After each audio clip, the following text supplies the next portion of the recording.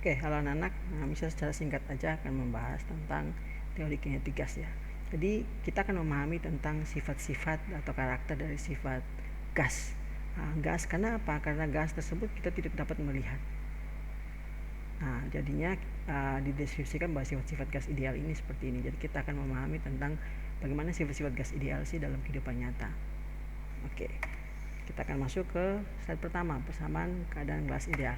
Nah, di sini maksudnya apa? Maksudnya M yang kecil ini adalah satuan atom.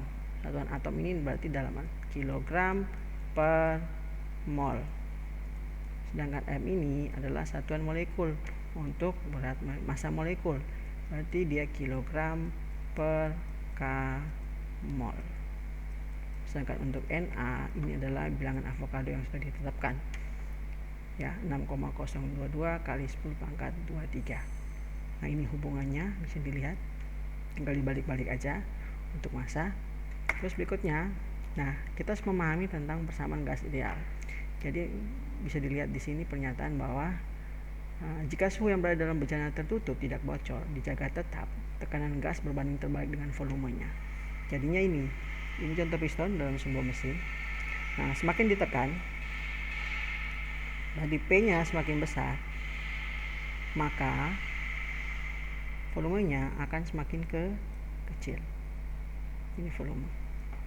Itu berbanding terbalik, itu maksudnya. Jadinya semakin diberi tekanan, maka volumenya akan semakin mampet ya. Istilahnya itu dia mepet atau semakin kecil.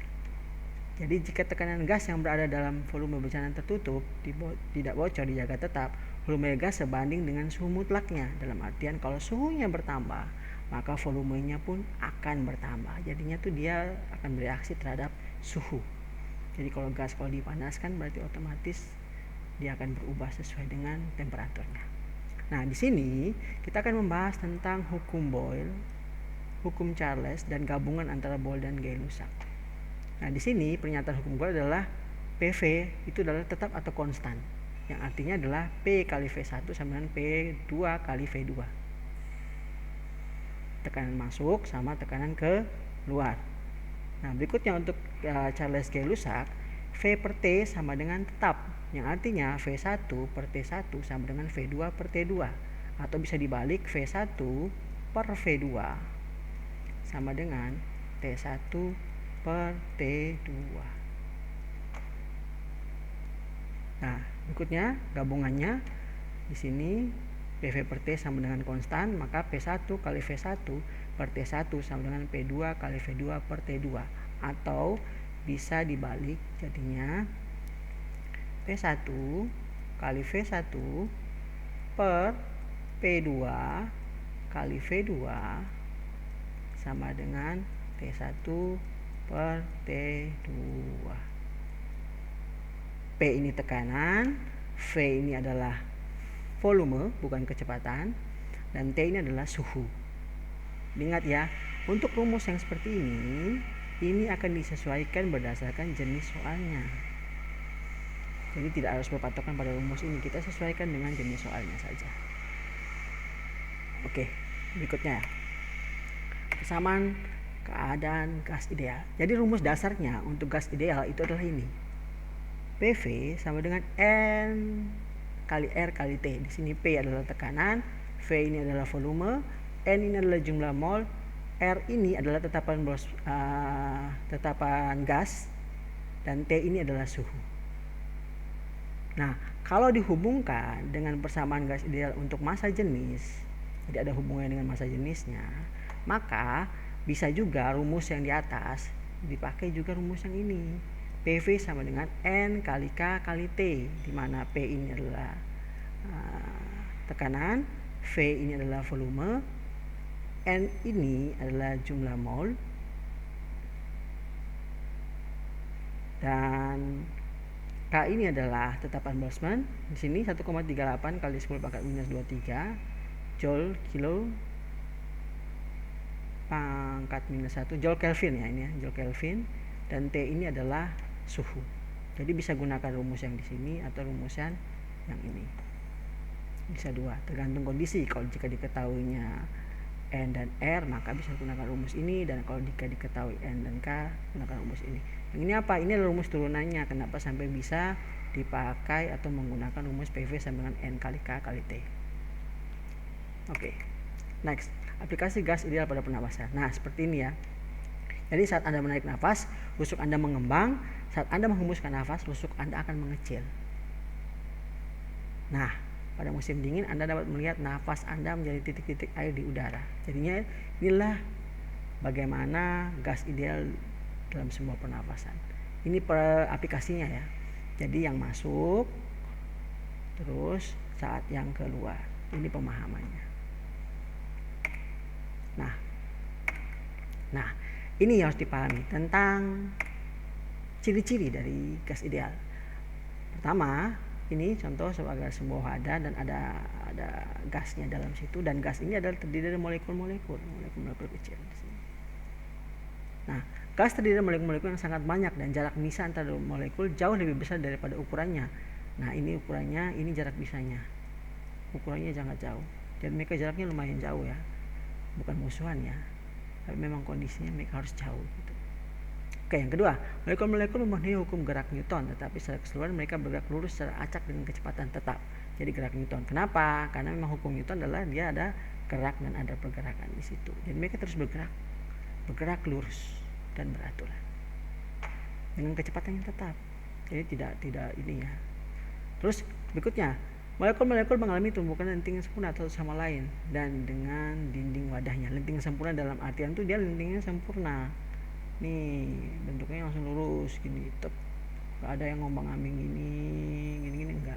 Dia langsung tegak lurus gini.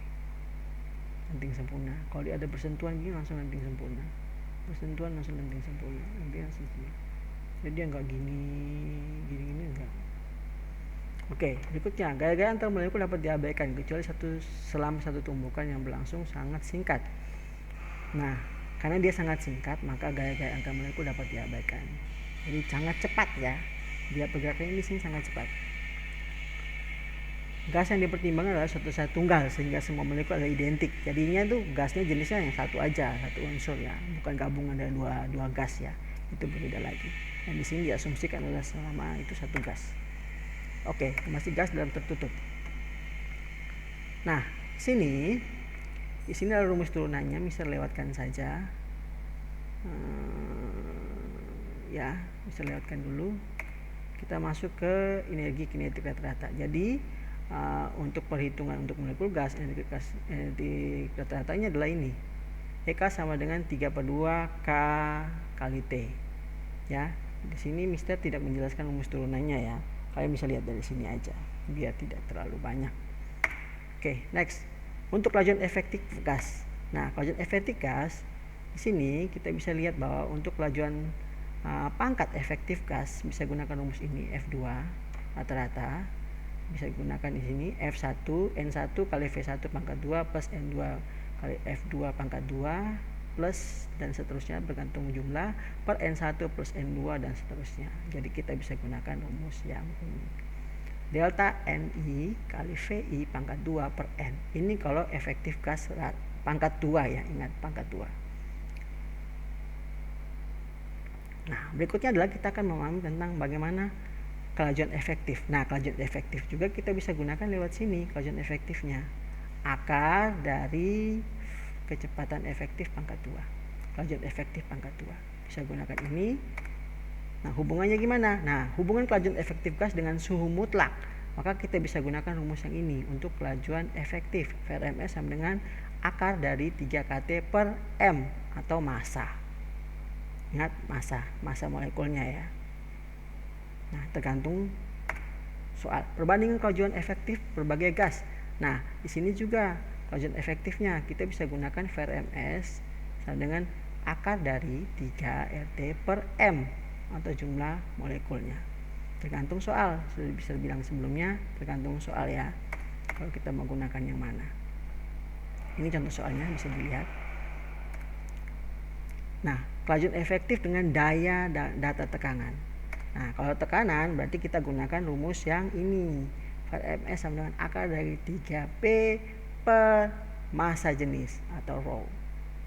Jadi bisa gunakan 3 rumus ini untuk melihat kelajuan efektifnya. Nah, sekarang kita akan memahami tentang teorema ekipartisi energi. Nah, ingat ya, energi kinetik di sini dibahas tentang monoatomik. Monoatomik ini pemahamannya adalah dia itu satu unsur partikel. Unsur partikel itu bisa unsur seng misalnya, atau hidrogen, satu aja. Nah, kalau monoatomik kita menggunakan rumus yang berbeda.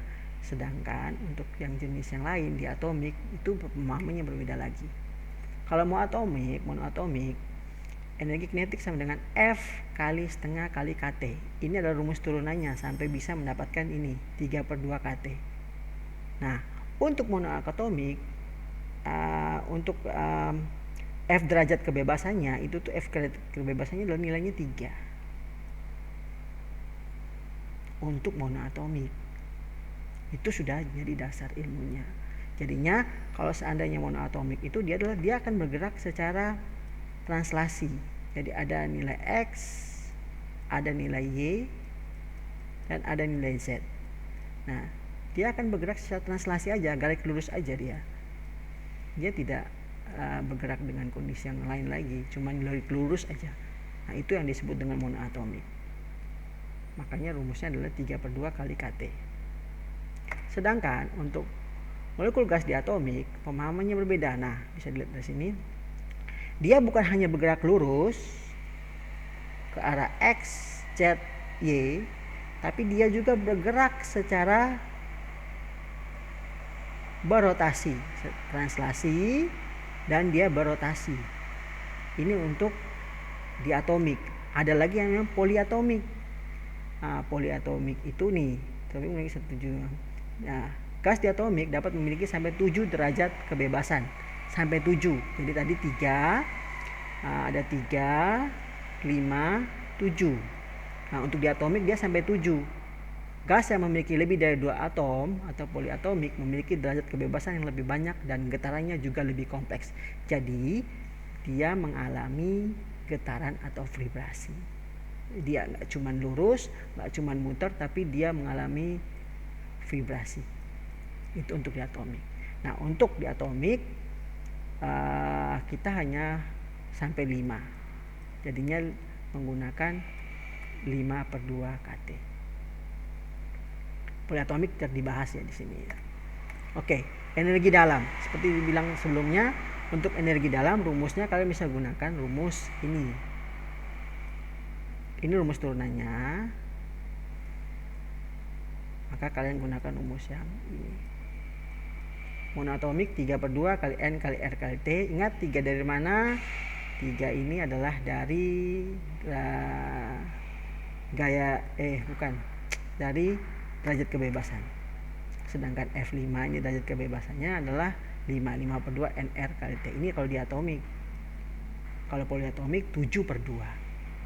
Nah, untuk diatomik sendiri dia ada suhunya. Jadinya suhunya bisa dari 100 Kelvin, 500 Kelvin sampai 700 Kelvin. Bahkan sampai 1000.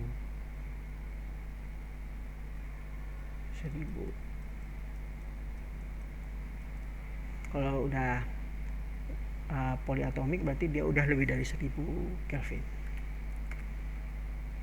Nah, itu aja. Nanti berikutnya akan tentang contoh soal dan langsung ke pembahasannya. Oke, terima kasih.